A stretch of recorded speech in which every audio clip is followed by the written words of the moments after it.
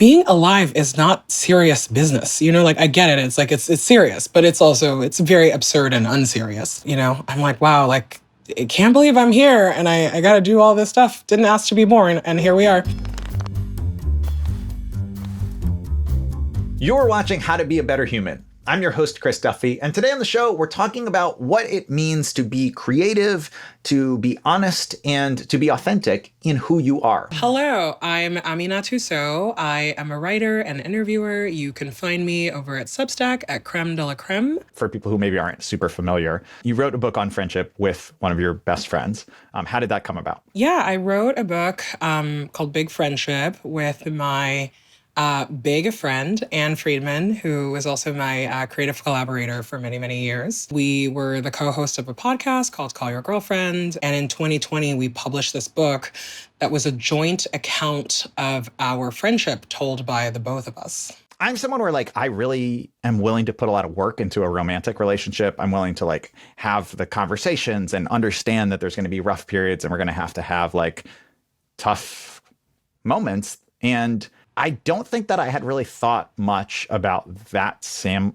kind of work in friendship before reading your book. Hearing you say that is not surprising to me. I grew up in the exact same culture as you, where people are expected to have good friendships, but nobody talks about how they happen. You make friends when you're very, very young, and that's kind of all a mystery to everyone. And then you're expected to have them at every stage of life. The truth is that if you don't put work and effort into that relationship, it's not true that you will have long-lasting friendships, for your entire life. Anne and I are people who I think think a lot about this because we shared a lot of friendships, and also our friendship was very important to us. But I think more than anything, it's that we recognize that there was nothing special about our friendship. We were reaching that part of your mid-30s, where it's okay, your time is being challenged and your attention is being challenged in all these ways. It's the peak of career. It's a lot of people get caretaking responsibilities. Romantic relationships are really important in this phase of life. And I was like, well, how do I make time and room for these other relationships that really matter? And so the book was really born out of all of those conversations. But your book came out right into the coronavirus pandemic, into a time where all of a sudden people are having to be long distance. But also, I think there was a really profound disconnection for a lot of people that at least the people in my world still have not fully recovered from. The severing of these close ties, and especially the somewhat weaker ties. Yeah, I mean, you're so right. Nobody foresaw publishing in a pandemic. I moved to the United States when I was 19. I was in an international student college. I grew up moving a lot. I come from a background of people that have a lot of experience with long distance relationships. So I will say that the pandemic did not challenge my relationships the way that I saw it challenge a lot of other people's. And that's not to say that it wasn't hard, but Anne, for example, who is my, co-writer and collaborator and friend, we had not lived in the same city for 6 or 7 years at that point. So we were already in the rhythm of having a long distance relationship. And suddenly in COVID, we were like, oh, everybody's kind of living like us, where you have this person that you love that is halfway across the country and you have to find ways to show up for them, that are creative and that are hard. In the book, we write about what happens when you get into a rhythm with someone and then all of a sudden it's they have a new shift at work. It's this was your work friend that you saw 9 to 5. And then now they either work far away from you or, you had the morning shift and now they have the evening shift. There are always these kind of smaller type challenges that insert themselves. And part of growing in a friendship is learning how to stretch with them and stretch with that person and finding ways to overcome them. And sometimes those things are not overcomable, What are some of the most effective practical ways you found to do that? I think the first thing that people should do is communicate, which sounds so silly. And I'm God, I can't believe I pay someone hundreds of dollars a week to remind me every week about this. But I think that no two friendships are the same in the same way that no two relationships are the same. It's they're governed by kind of the people inside of them and the moods inside of them. And I think that communicating with that person, hey, I feel we're challenged with time or with play or whatever the thing is, and saying how do you think we bridge that gap? Because that communication is I think more than 60% of the battle. It's if you can tell someone hi, I really love you. but like life is doing a number on me right now and I don't have time or a way to show up for you, that takes care of like most of the anxiety. And then everything else is like people are understanding, like they are going through similar things usually than you are, you know, or they have a framework for kind of like what you're going through.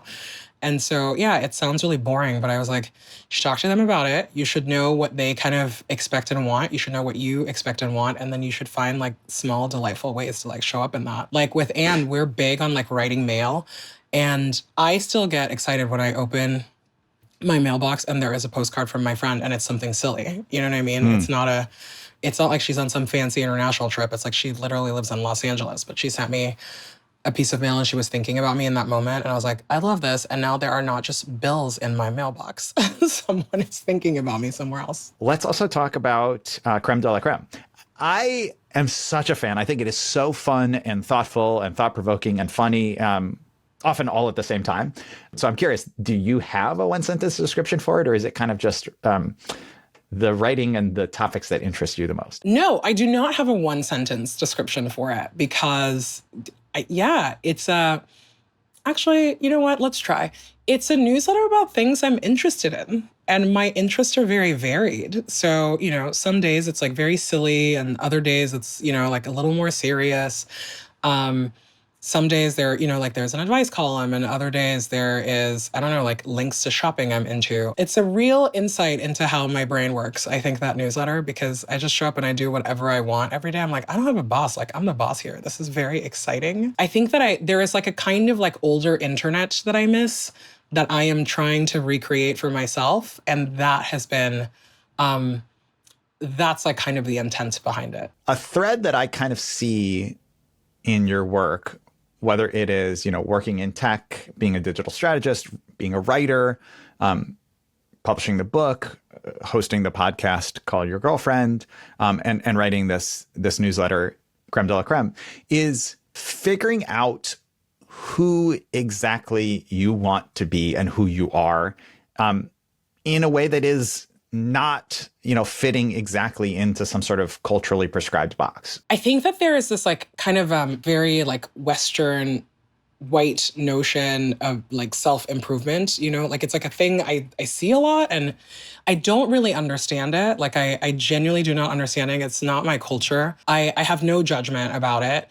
I just am like, wow, like so many people are preoccupied with like, how do I become like better all the time? And it feels very laborious, you know? And I'm not really particularly interested in that kind of labor, but I am interested in like kind of this philosophical question of like, who am I? And like, where do I fit in the world? And I think that that is universal. You know, it's like I'm trying to write my way into like my own thoughts, you know? Like my brain is not quiet. I spend a lot of time thinking all the time. And in fact, I was talking to a friend who was telling me that like he has no inner thoughts. And then we got into this whole rabbit hole of like, what? Like some people, it's quiet in there. And then other people, it's just like chatter all day. And that has really rattled me. I did not know that there were people who had like a quiet mind. I certainly do not have a quiet mind. And so much of like writing for me is organizing those thoughts. I really appreciate that you like call out the sense of humor because I think that so much of like kind of my rejection on like self-improvement is this. I'm like, this is so self-serious. Like being alive is not serious business. You know, like I get it. It's like, it's serious, but it's also, it's very absurd and unserious. And I really try to lean into that absurdity and how, you know, I'm like, wow, like, I can't believe I'm here and I got to do all this stuff. Didn't ask to be born. And here we are. I completely agree that there's like a very real, like, cultural perspective that this comes out of, which is like the constantly, like, it's your job to be improving yourself as an individual and you have to do this work all the time. And that's your job. I think there's something at least countercultural about not doing that work and not buying into that and just saying like my version of who I am and what success looks like for me and what a full, complete life looks like is going to be my own, not some sort of one that's imposed on me that involves like living up to these impossible standards. I did not really grow up in a world where the model of success looked like me. I was like a fat black girl from West Africa. And I'm not saying that in like a self-deprecating way. I'm like, those are like kind of the facts of my life. They said that it's not for me and that I am not really going to amount to anything in this like system. So, but I still have to be here and I have to find ways to survive and I have to find ways to figure it out.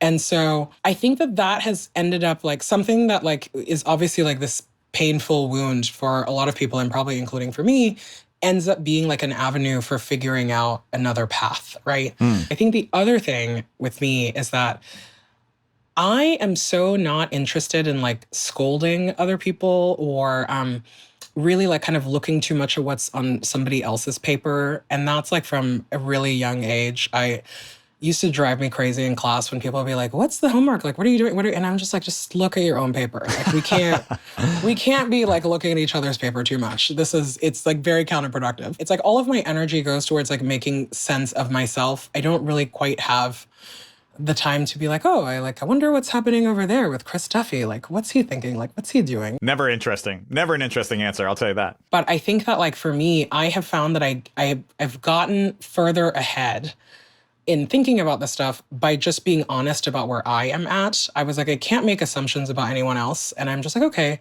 here's my deal today. Like, I feel like this or I feel like that.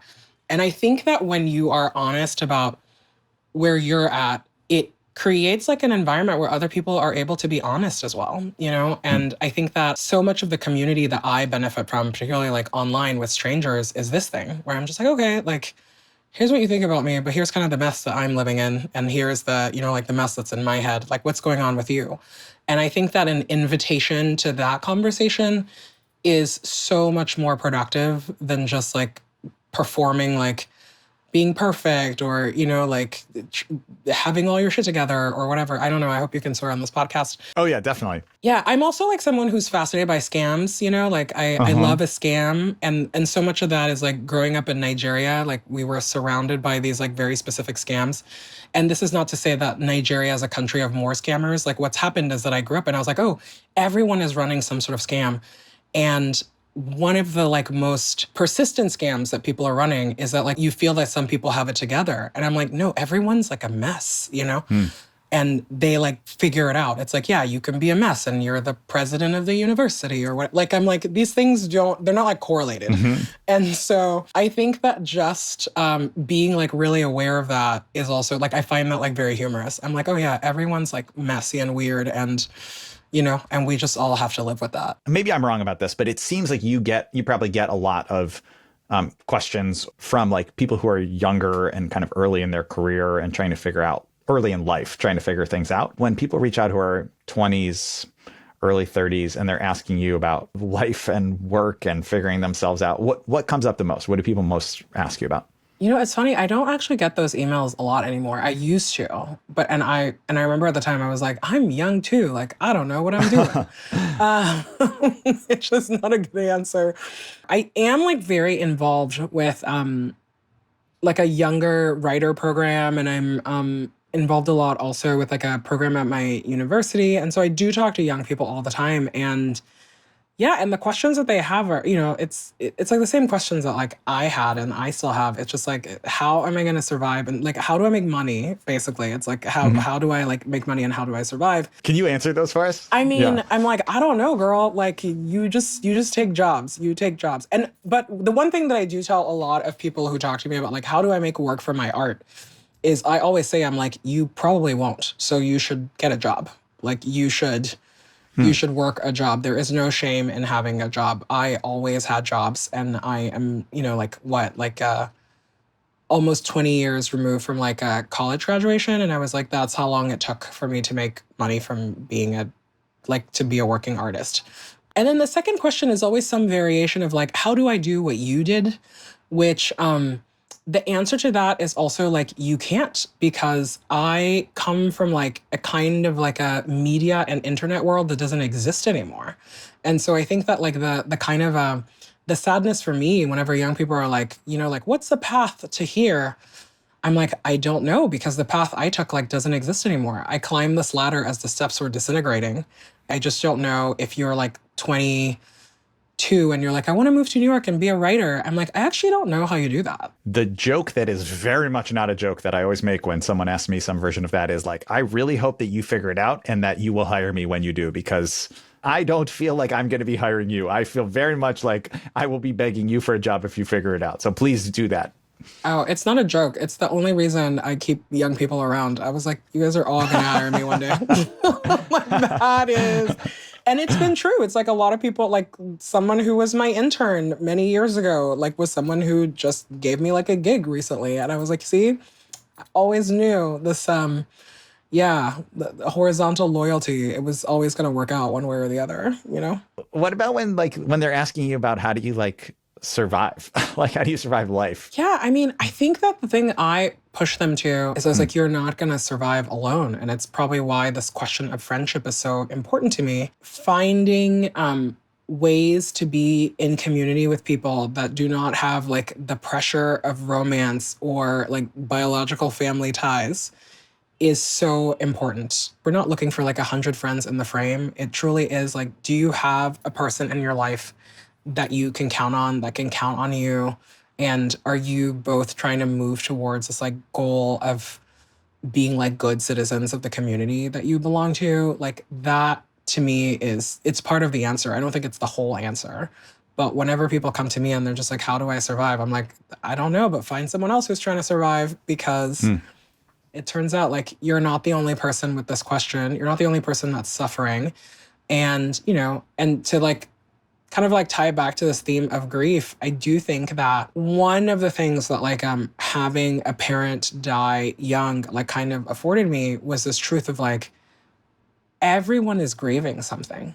You know, like it's like every interaction I have every day with someone, it's like whether I like them or they are driving me insane and I want to push them into traffic, I'm like, that person is grieving something. Friendship and grief are like they're like two pieces that go hand in hand. And staying in that place has like provided a lot of answers for me. It's like all the stuff that you spend time running away from when you're young are the things that you have to run towards. All of the kind of like, all of the coping skills that helped you survive up until the train crash are now all of the things that you have to unlearn. It's just like, I'm like, everything is cliche. It's so annoying.